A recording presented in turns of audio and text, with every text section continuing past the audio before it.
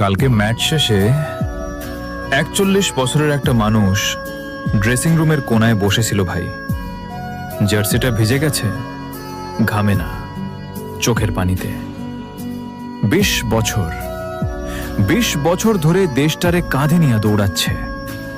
Figo চলে গেছে, দেকো চলে গেছে, কিন্তু রোনালদো যায় নাই। কালকে ৯০ মিনিট ৪ জন মার্কিং টানছে, স্পেস বানাইছে, হাত দিয়ে ইশারা করছে, এই যে আমি ফ্রি।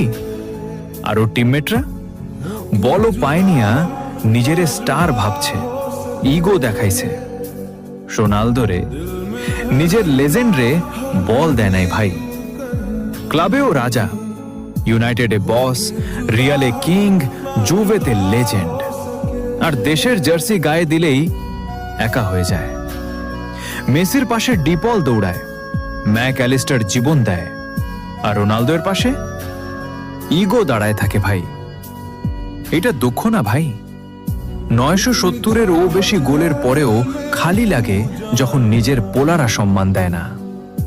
৫টা ব্যালন ডিওরের পরেও কষ্ট হয় যখন শেষ WC-তে কেউ পাশে থাকে না।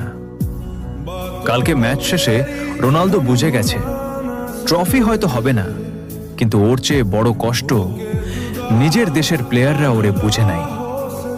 একটা রোনালদোই জানে ভাই, দুঃখ কাকে বলে।